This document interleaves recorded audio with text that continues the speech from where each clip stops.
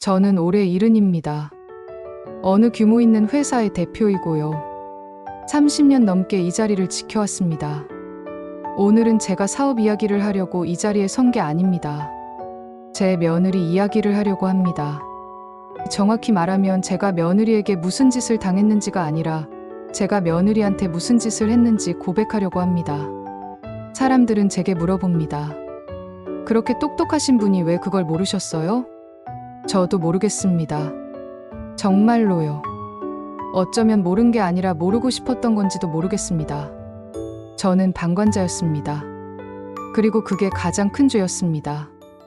일부 완벽한 며느리감. 6년 전이었습니다. 제 아들 정우가 저한테 전화를 했어요. 아버지, 이번 주말에 소개시켜드릴 사람이 있어요. 40 넘어서까지 결혼 생각 없이 살던 놈이 갑자기 그러니까 저도 좀 놀랐죠. 근데 더 놀란 건 그 여자를 봤을 때였습니다. 이름은 한지우. 서울대를 나와서 미국에서 공부하고 국내 최고 회사에서 일하는 30대 초반 여성이었어요. 이력서만 보면 완벽했습니다. 아버지, 안녕하세요. 한지우라고 합니다. 그 애는 제대로 허리 숙여 인사했어요. 목소리도 차분했고 눈빛도 흔들리지 않았습니다. 제가 30년 넘게 비즈니스 하면서 사람 많이 봤잖아요. 한눈에 알았습니다. 이 여자 보통 아니구나. 근데 제 아내 반응이 좀 이상했어요. 어머, 그래? 근데 얼굴이 좀 각졌네. 우리 집안은 원래 복스러운 상을 좋아하는데 처음 만난 자리에서 그런 말을 하는 겁니다. 지우는 잠깐 표정이 굳었다가 금방 미소를 지었어요. 아직 제가 부족한 부분이 많습니다. 많이 배우겠습니다. 배우긴 뭘 배워. 그리고 나이가 33. 그럼 빨리 결혼해야지. 애 낳기도 늦었어. 저는 그때 뭐라고 했어야 했습니다. 여보, 처음 만난 사람한테 그렇게 말하는 거 아니오. 이렇게 말이죠. 근데 저는 그냥 차나 마시고 앉아 있었습니다. 왜냐하면 저는 그게 아내의 시험이라고 생각했거든요. 저희 집안에 시집올 여자라면 이 정도 말은 견뎌야 한다. 그렇게 생각했습니다. 지금 생각하면 정말 한심하죠. 정우랑 지우가 결혼하기로 하자 아내가 본격적으로 움직이기 시작했습니다. 지우야, 결혼 준비는 우리 집에서 다 할 테니까 넌 신경 쓰지 마. 언뜻 들으면 좋은 시어머니 같죠? 아닙니다. 그게 다 통제였어요. 웨딩드레스는 이걸로 해. 네가 고른 건 너무 노출이 심해. 우리 집안 며느리가 그렇게 입으면 안 돼. 하객 명단에서 너희 회사 사람들은 빼거라. 우리 집안 어른들이 많이 오시는데 자리가 부족해. 예단은 우리가 정한 곳에서 맞춰.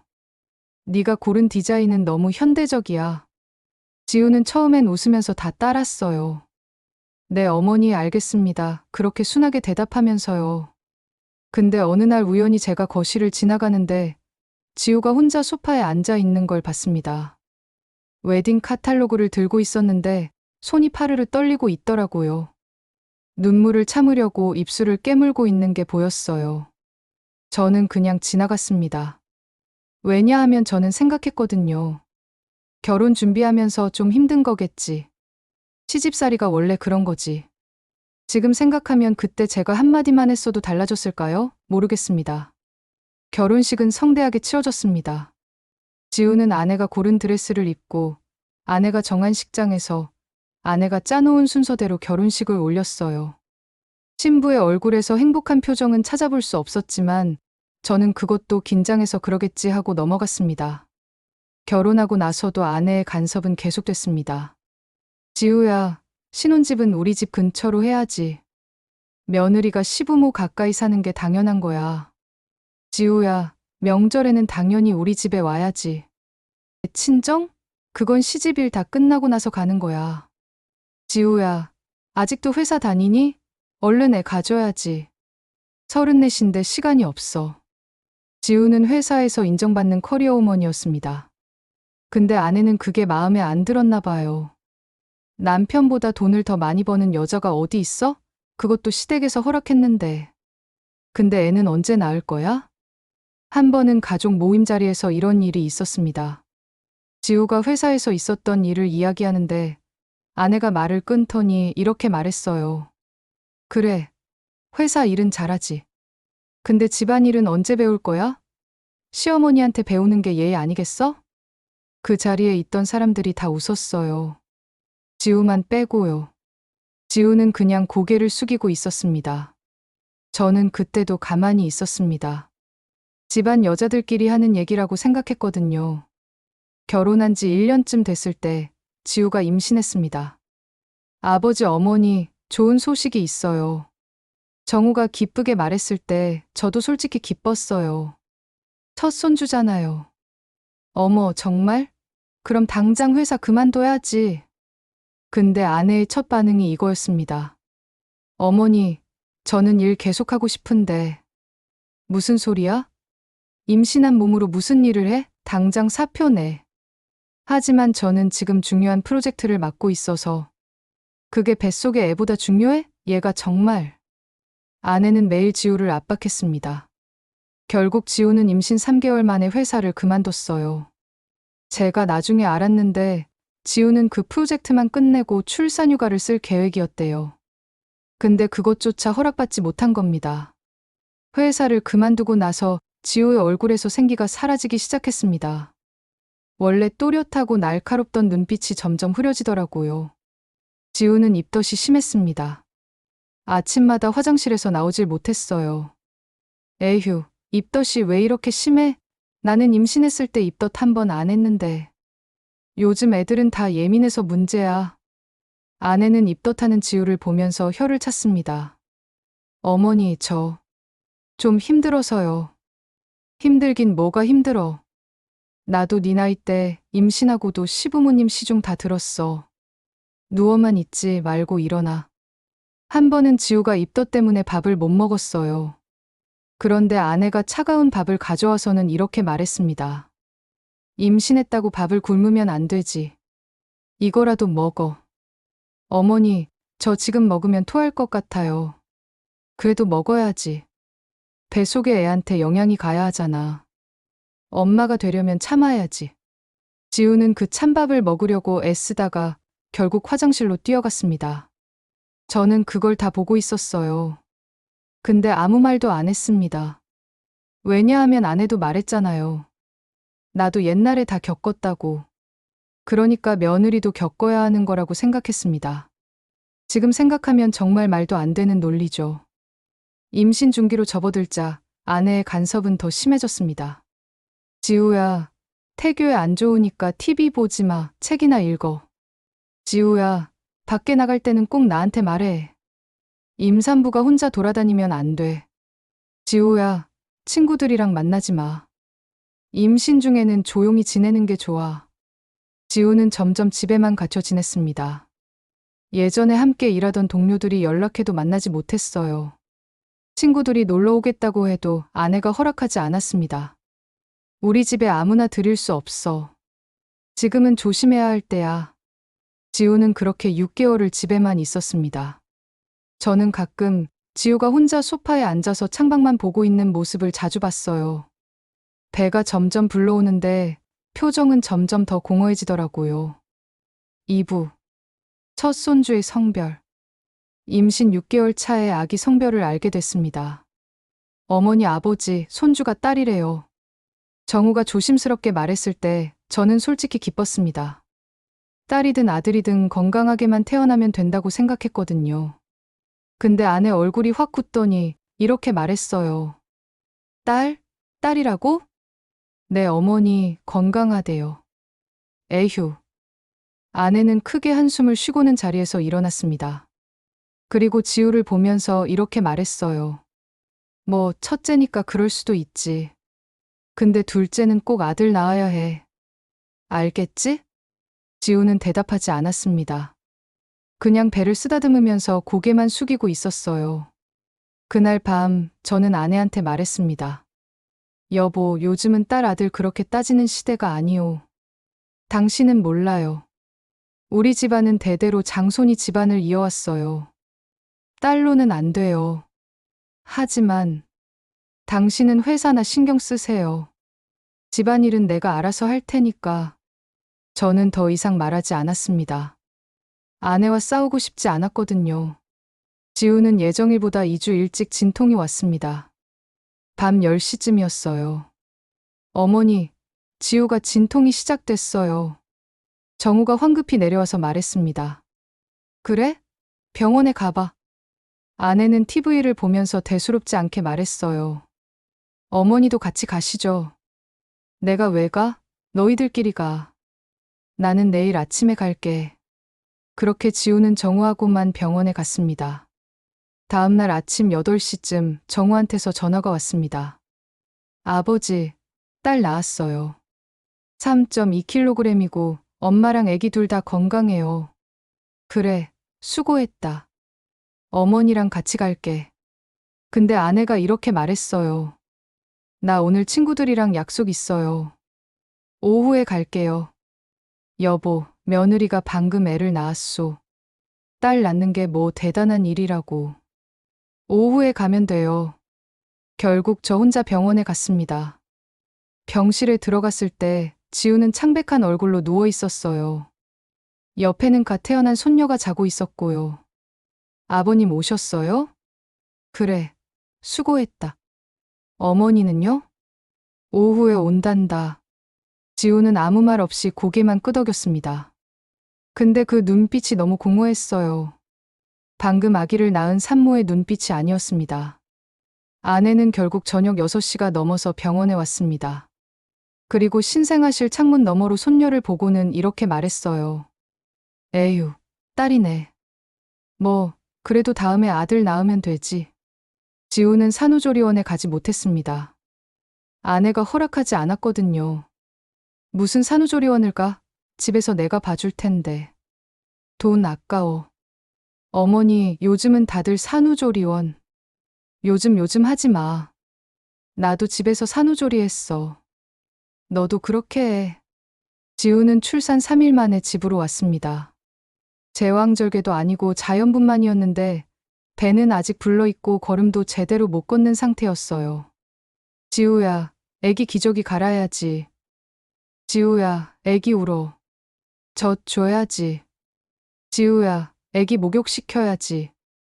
아내는 지우한테 모든 걸 시켰습니다. 산후조리는커녕 하루 종일 아기만 보라고 했어요. 어머니, 저 좀 쉬고 싶어요. 애가 엄마를 찾는데 어떻게 쉬어? 엄마가 되려면 희생해야지. 한 번은 새벽 3시쯤 제가 화장실 가려고 일어났는데 아기 우는 소리가 들렸습니다. 1층으로 내려가 봤더니 지우가 소파에 앉아서 아기한테 젖을 물리고 있었어요. 근데 지우가 울고 있더라고요. 소리 없이 눈물만 주르륵 흘리면서요. 저는 다시 올라갔습니다. 왜냐하면 저는 생각했거든요. 산후 우울증이겠지. 시간이 지나면 괜찮아지겠지. 아기 이름은 은서로 정했습니다. 예쁜 이름이었어요. 근데 아내는 손녀를 제대로 안아보지도 않았습니다.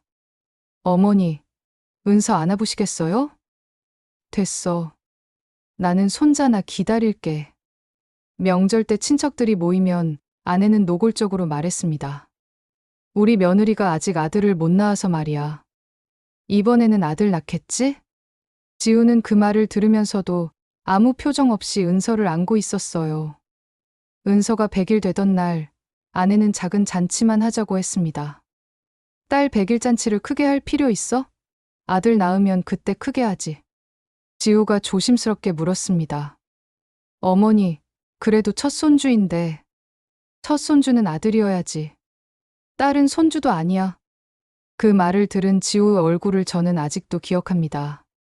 뭔가가 확 깨지는 소리가 들리는 것 같았어요. 물론 실제로 들린 건 아니지만 지우의 눈빛에서 뭔가가 완전히 사라져버린 게 보였습니다. 그게 희망이었을까요? 아니면 참을성이었을까요? 지금도 모르겠습니다. 은서가 돌이 지날 무렵 지우가 달라지기 시작했습니다. 어머니, 제가 잘못했습니다. 앞으로는 어머니 말씀 잘 듣겠습니다. 어느 날 갑자기 지우가 아내한테 와서 이렇게 말했어요. 저도 깜짝 놀랐죠. 오, 그래? 이제야 정신 차렸네. 그래, 며느리는 그래야지. 아내는 만족스러워했습니다. 그리고 지우는 정말로 순종적으로 변했어요. 어머니, 오늘 저녁 메뉴 뭐가 좋을까요? 어머니, 이 옷 어떠세요? 제가 골라봤어요. 어머니, 은서 키우는 거 가르쳐 주세요. 아내는 기뻐했습니다. 그래, 며느리가 이래야지. 처음부터 이랬으면 얼마나 좋았겠어. 근데 저는 이상했습니다. 지호의 눈빛이 예전과 달라졌거든요. 겉으로는 웃고 있는데 눈은 웃지 않았어요. 마치 가면을 쓴 것 같았습니다. 한 번은 제가 지호한테 물어봤어요. 지호야, 요즘 괜찮은가? 네, 아버지, 괜찮습니다. 그래. 힘든 일 있으면 언제든지 말하게. 감사합니다, 아버지. 지우는 그렇게 대답했지만 뭔가 석연치 않았습니다. 근데 저는 더 이상 캐묻지 않았어요. 왜냐하면 집안이 평화로워졌으니까요. 아내도 만족하고 지우도 순종하고 정우도 편해 보였습니다. 그게 폭풍 전의 고요함인 줄은 그때는 몰랐습니다. 은서가 두 돌이 되던 해 저는 우연히 이상한 걸 발견했습니다. 어느 날 새벽 목이 말라서 물을 마시러 내려갔는데 서재에 불이 켜져 있더라고요. 누가 들어간 줄 알고 문을 열었더니 지우가 제 컴퓨터 앞에 앉아 있었습니다. 이 시간에 뭐 하나? 지우가 깜짝 놀라서 뒤를 돌아봤습니다. 아, 아버지. 깜짝이야. 저 그냥 인터넷 좀 찾아보고 있었어요. 무슨 인터넷? 육아 정보요. 은서 교육에 대해서. 그래? 밤늦게까지 고생이 많네. 저는 그렇게 말하고 물만 마시고 올라갔습니다. 근데 뭔가 이상했어요. 지우가 보고 있던 화면이 육아 정보 같지 않았거든요. 다음날 아침 저는 컴퓨터 사용 기록을 확인해 봤습니다. 제가 컴퓨터 사용에 밝은 편은 아니지만 기본적인 확인은 할 수 있었거든요. 지우는 회사 등기부등본을 검색했더라고요. 그것도 저희 그룹 계열사들의 등기부등본을요. 왜 며느리가 그런 걸 찾아볼까요? 저는 이상하다고 생각했지만 크게 신경 쓰지 않았습니다.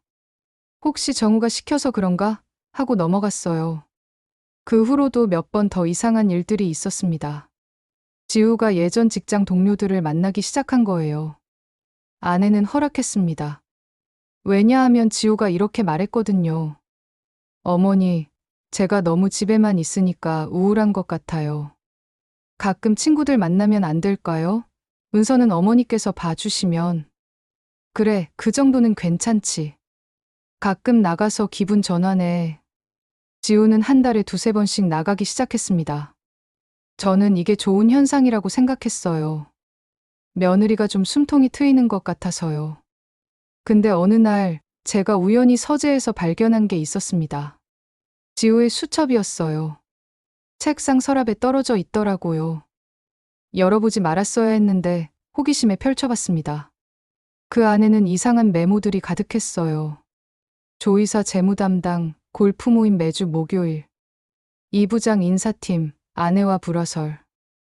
땡땡재단 횡령 의혹 증거 필요. 이게 뭐지? 싶었습니다. 근데 저는 그 수첩을 다시 제자리에 놨어요.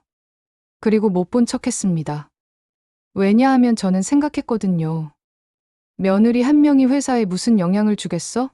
설마 며느리가 우리 집안을 위협할 수 있을까?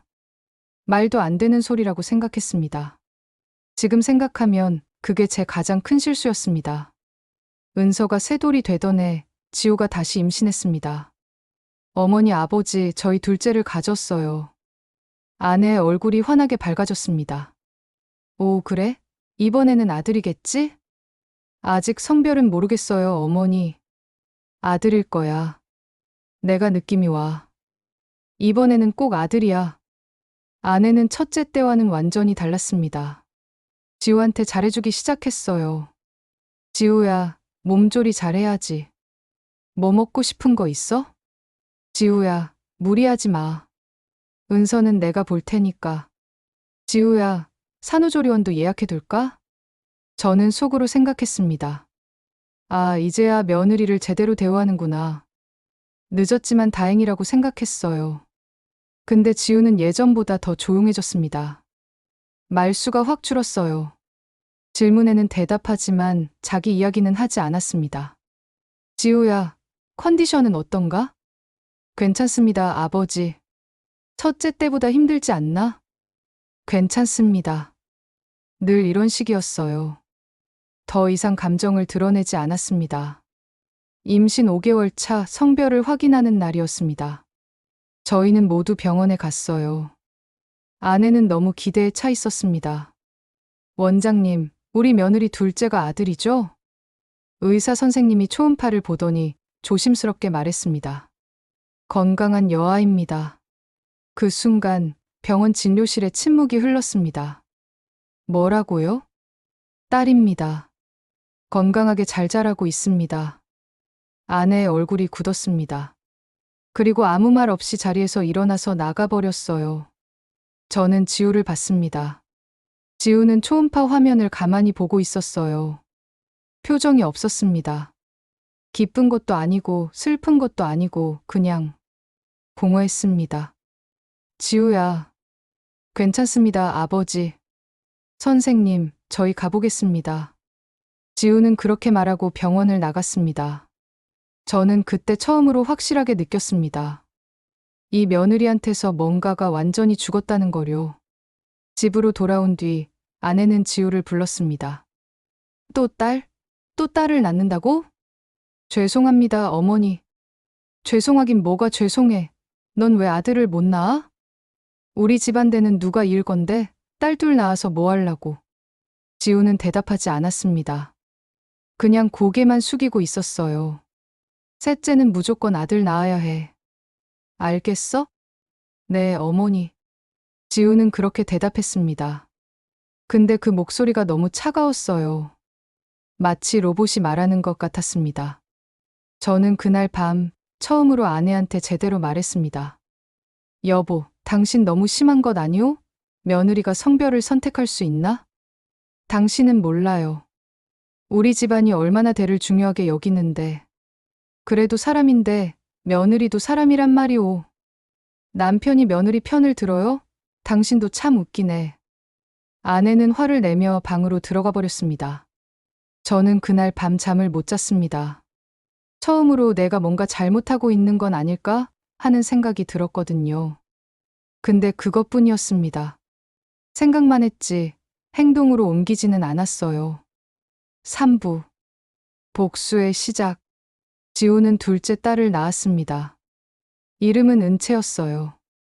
이번에는 아내가 병원에 오지도 않았습니다. 딸 낳는 거 보러 뭐하러 가. 나는 집에 있을게. 저 혼자 병원에 갔습니다. 지우는 침대에 누워서 갓 태어난 은채를 안고 있었어요.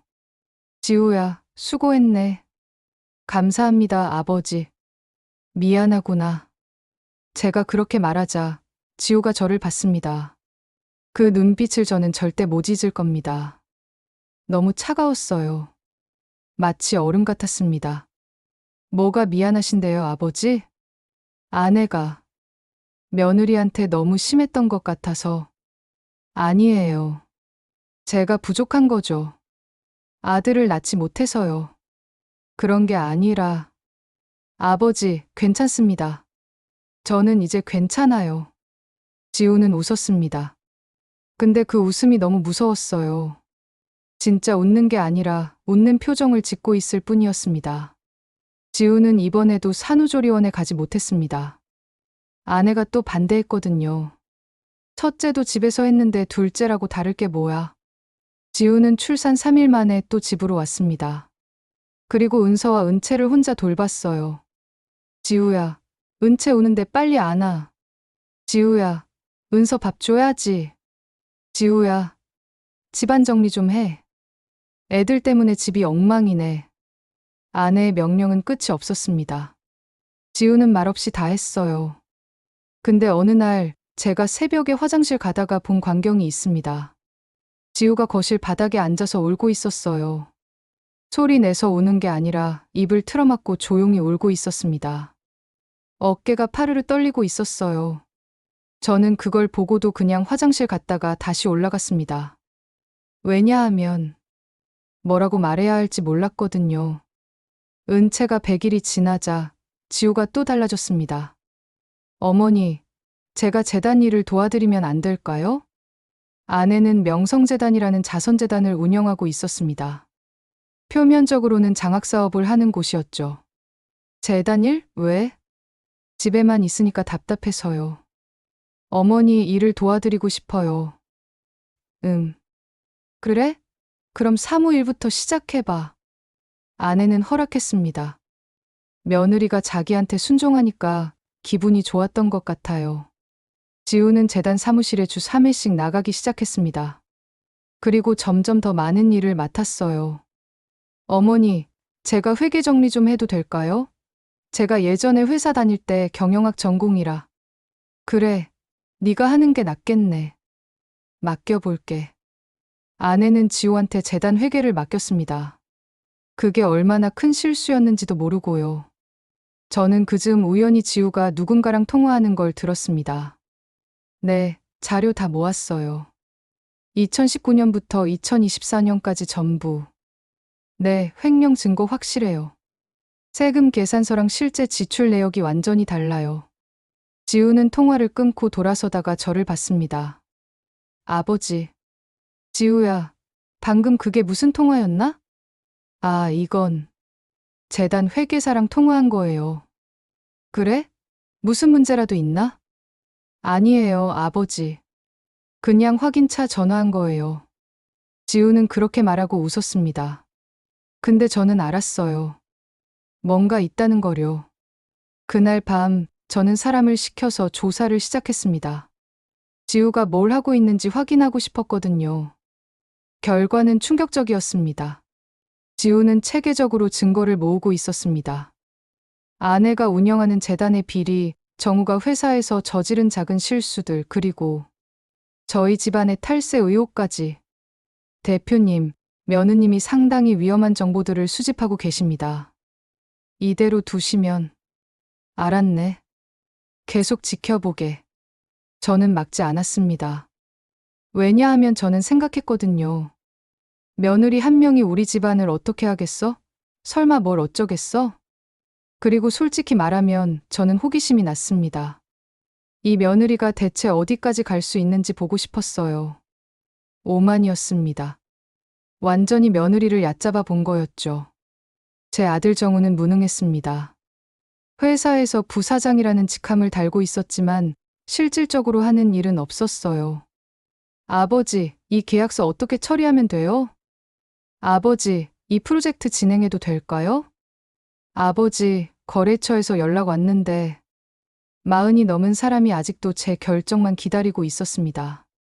그리고 집에서는 아내 눈치만 보고 지우한테는 아무런 힘이 되어주지 못했어요. 여보, 어머니가 너무 심한 것 같아.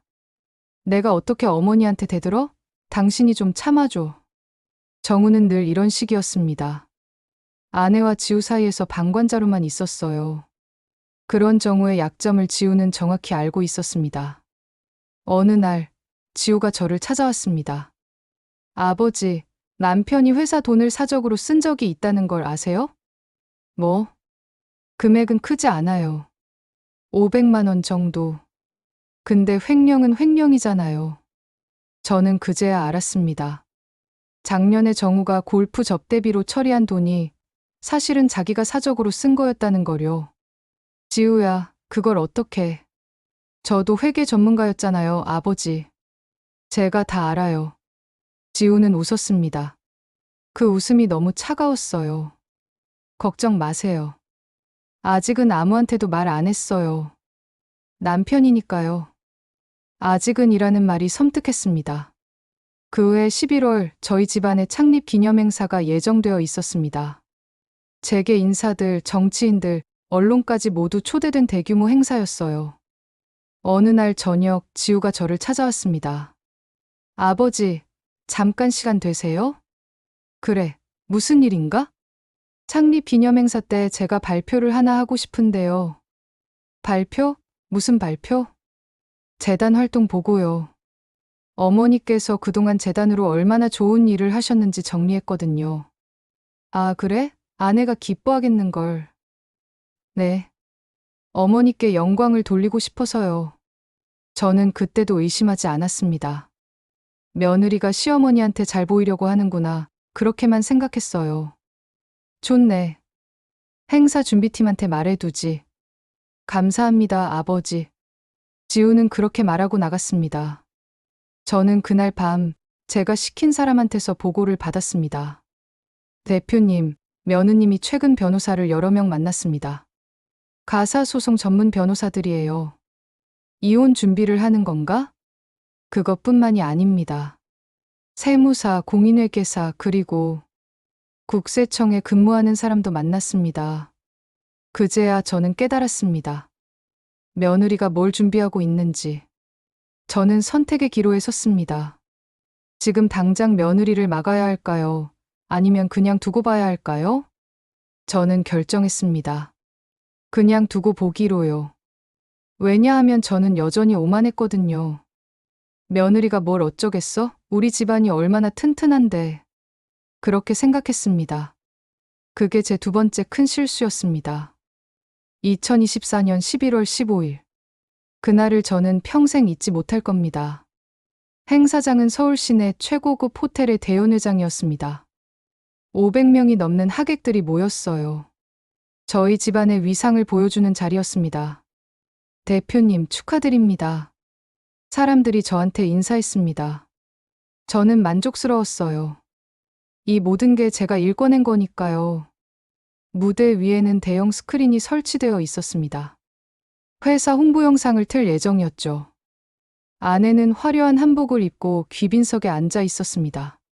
표정이 아주 뿌듯해 보였어요. 정우는 제 옆에 앉아서 긴장한 표정이었습니다. 아버지, 제가 인사말 잘할 수 있을까요? 당연하지. 걱정 마라. 그리고 지우는 맨 뒤쪽에 앉아 있었습니다. 검은색 원피스를 입고 머리를 단정하게 올린 모습이었어요. 표정은 평온했습니다. 행사가 시작됐습니다. 사회자가 나와서 개회사를 했고 제가 환영사를 했습니다. 그 다음 내빈 축사가 이어졌어요. 다음은 며느리이신 한지우 씨의 재단 활동 보고가 있겠습니다. 지우가 무대로 올라갔습니다. 마이크 앞에 선 지우는 잠깐 침묵했습니다. 그리고 우리 가족과 대중을 천천히 둘러봤어요. 저는 그때 처음으로 불안함을 느꼈습니다. 안녕하십니까, 한지우입니다. 지우의 목소리는 차분했습니다. 오늘 이 자리에서 시어머니께서 운영하시는 재단의 활동을 보고드리려고 합니다. 아내가 만족스럽게 고개를 끄덕였습니다. 재단은 지난 10년간 장학사업으로 총 50억 원을 지원했다고 발표했습니다. 스크린에 재단의 공식 자료가 떴습니다. 하지만 실제로는 15억 원만이 장학금으로 지급됐습니다. 순간 사람들이 술렁였습니다. 나머지 35억 원은 어디로 갔을까요? 스크린이 바뀌고 회계장부가 나타났어요. 개인 명품 구매에 8억, 해외여행 경비로 5억, 그리고 나머지는 가족 명의의 비자금으로 빼돌려졌습니다. 지우야, 당장 내려와. 아내가 소리쳤습니다. 하지만 지우는 멈추지 않았어요. 이것은 재단 통장 거래 내역입니다. 여기 보시면 재단 돈으로 에르메스 명품 가방을 17개 구매한 기록이 있습니다. 한 개당 2천만 원씩입니다. 스크린에 영수증들이 떴고 사람들이 더욱 웅성거리기 시작했습니다. 그뿐만이 아닙니다. 지난 5년간 계열사 간 부당거래로 세금 120억 원을 탈루했습니다. 당장 마이크 꺼, 저 여자 끌어내. 아내가 소리쳤지만 경호원들은 움직이지 않았습니다. 왜냐하면 저는 그들한테 손짓으로 멈추라고 했거든요.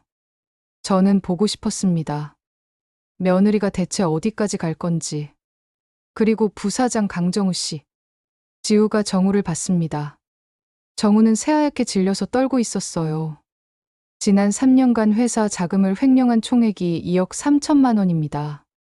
접대비, 복지비, 각종 명목으로 빼돌린 돈이죠. 저게 아니라 아버지. 정우가 저를 봤습니다. 하지만 저는 아무 말도 하지 않았어요. 영수증 조작, 이중 지출 처리, 허위 계약서 작성. 증거는 이미 국세청에 제출했습니다.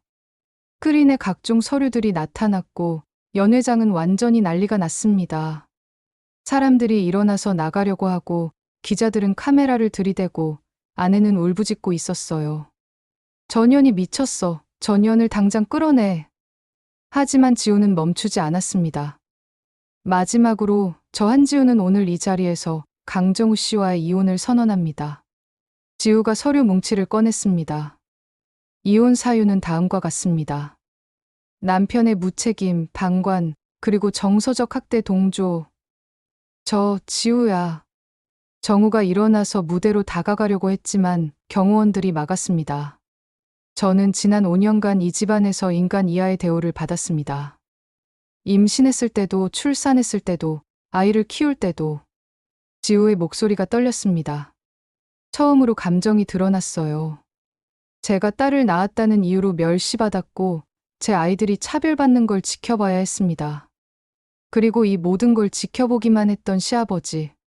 지우가 저를 봤습니다. 그 눈빛에 담긴 원망을 저는 평생 잊지 못할 겁니다. 당신도 가해자입니다. 4부. 시아버지의 고백. 저는 무대로 올라갔습니다. 사람들이 웅성거렸습니다. 여러분, 그리고 며느리 지우야. 지우가 저를 봤습니다. 내가 오늘 이 자리에서 고백할 게 있네. 아버지, 지금 뭐 하시는 거예요? 정우가 소리쳤지만 저는 무시했습니다. 나는 방관자였습니다. 5년 동안 며느리가 겪는 고통을 다 보면서도 한 번도 막지 않았습니다. 연회장이 조용해졌습니다. 아내가 며느리를 멸시할 때, 손녀들을 차별할 때, 며느리가 울고 있을 때, 나는 다 알고 있었습니다. 하지만 아무것도 하지 않았습니다. 당신 정말 미쳤어요? 아내가 소리쳤습니다. 아니, 이제야 정신을 차린 것 같소. 너무 늦었지만. 저는 지우를 봤습니다. 지우야, 미안하네 진심으로. 하지만 미안하다는 말로는 부족하다는 것도 알고 있네. 지우는 아무 말도 하지 않았습니다. 그래서 내가 마지막 진실을 밝히려고 합니다. 저는 주머니에서 서류를 꺼냈습니다. 이것은 유전자 검사 결과입니다. 스크린에 서류가 떴습니다. 은서와 은채. 내 두 손녀의 유전자 검사 결과입니다. 아버지, 그게 무슨... 정우의 목소리가 떨렸습니다. 이 아이들은 내 아들 정우의 친자식이 아닙니다. 그 순간 연회장의 소음이 완전히 멈췄습니다. 뭐라고? 아내가 비틀거리며 일어났습니다. 저게 무슨 소리야? 며느리가 바람을 폈다는 거야? 아니요. 저는 고개를 저었습니다. 며느리가 바람을 핀 게 아닙니다. 우리 아들 정우가 불임입니다. 정우가 주저앉았습니다. 정우는 결혼 전부터 불임이었습니다. 저는 그걸 알고 있었습니다. 하지만 숨겼습니다.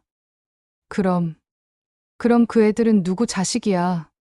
아내가 소리쳤습니다. 그건 중요하지 않습니다. 저는 지우를 봤습니다.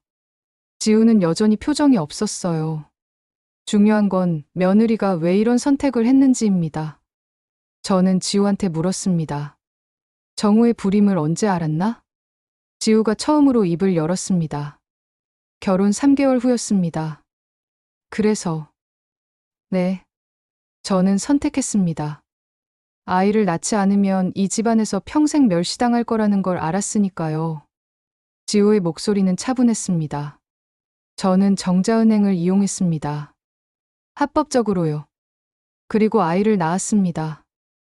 왜 그렇게까지? 정우가 울먹였습니다. 왜냐고요? 지우가 정우를 봤습니다. 당신이 무능해서요. 당신이 나약해서요. 당신이 나를, 우리 아이들을 지켜주지 않아서요. 지우야, 저는 견뎌야 했어요. 시어머니의 멸시를, 차별을, 폭언을. 그런데 당신은 뭘 했죠? 옆에서 지켜만 보고 있었잖아요. 지우의 목소리가 높아졌습니다. 저는 아이라도 낳으면 달라질 줄 알았어요. 하지만 딸을 낳았다는 이유로 더 심한 멸시를 받았죠. 그래서 저는 결심했습니다. 뭘 결심했는데. 복수하기로요. 지우가 웃었습니다.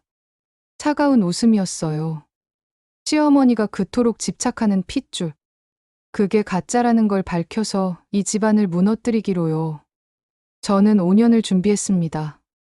지우가 말했습니다. 처음 2년은 증거를 모았어요. 재단 비리, 회사 탈세, 남편의 횡령. 모든 증거를요. 그 다음 2년은 법적 준비를 했습니다.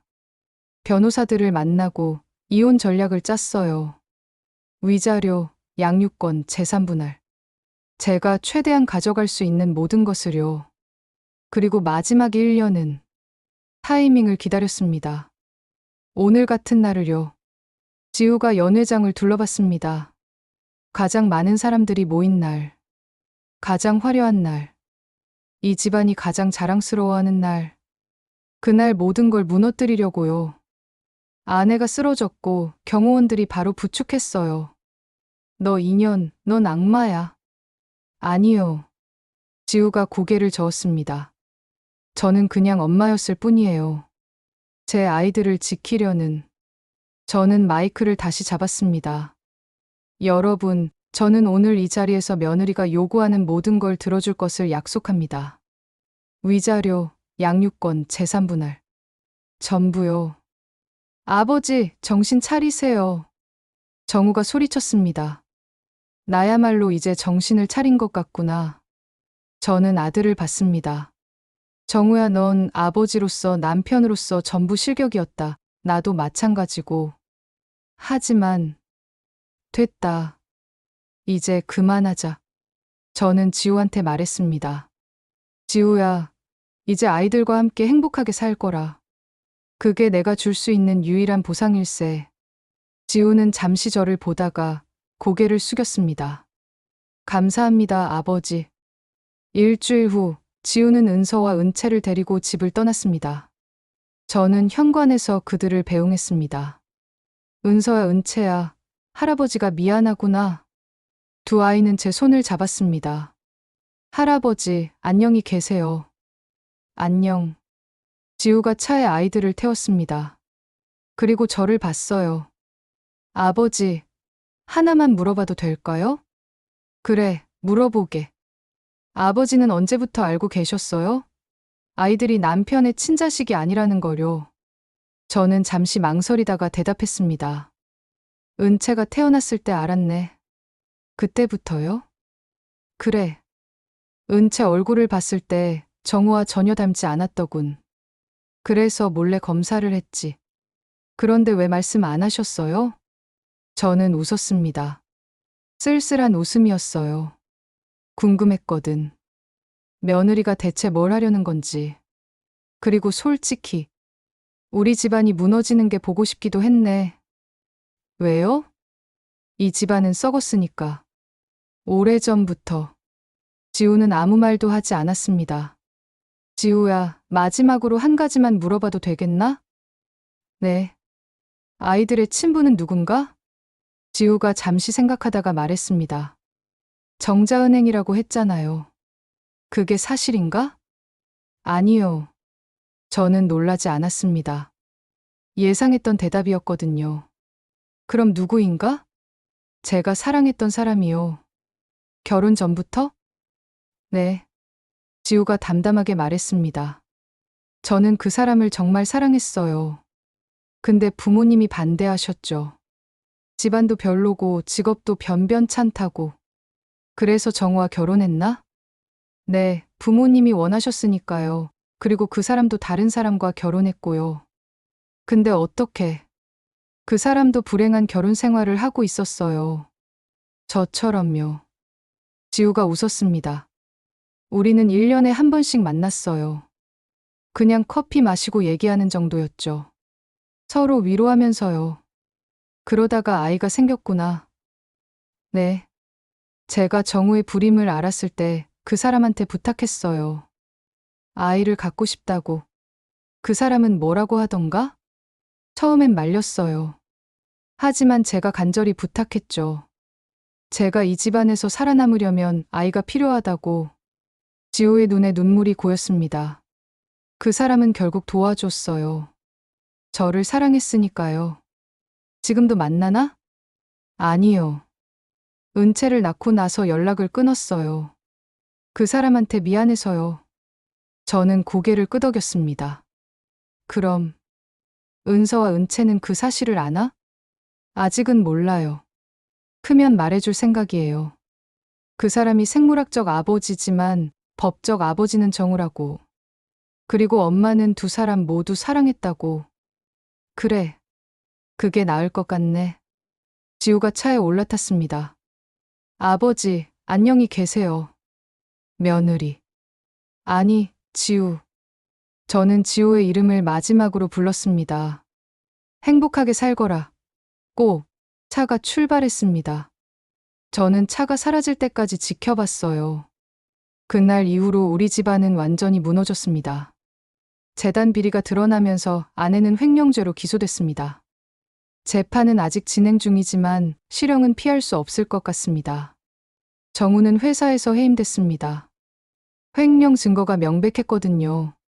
지금은 집에 틀어박혀서 술만 마시고 있습니다. 저는 지금 이렇게 혼자 살고 있습니다. 가끔 은서와 은채 생각이 납니다. 그 아이들은 잘 크고 있을까요? 지우는 행복하게 살고 있을까요? 저는 한 번도 연락하지 않았습니다.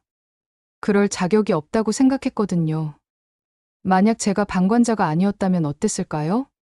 하지만 만약은 없습니다. 저는 방관자였고 그게 제 죄였습니다.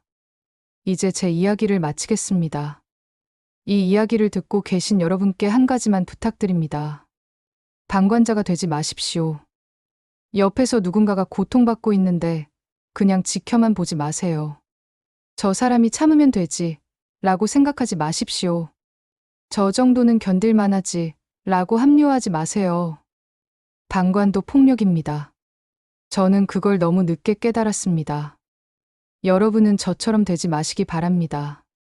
그리고 혹시 지금 누군가의 폭력 속에서 살고 계신 분이 있다면 지우처럼 하라는 게 아닙니다. 지우의 방법은 너무 극단적이었고 많은 걸 희생해야 했으니까요. 하지만 적어도 이것만은 기억하세요. 당신은 참을 필요가 없습니다. 당신은 견딜 의무가 없습니다. 당신은 도망칠 권리가 있습니다. 당연히 방관하는 사람들도 있을 겁니다. 하지만 꼭 도와주는 사람도 있을 거예요. 포기하지 마십시오.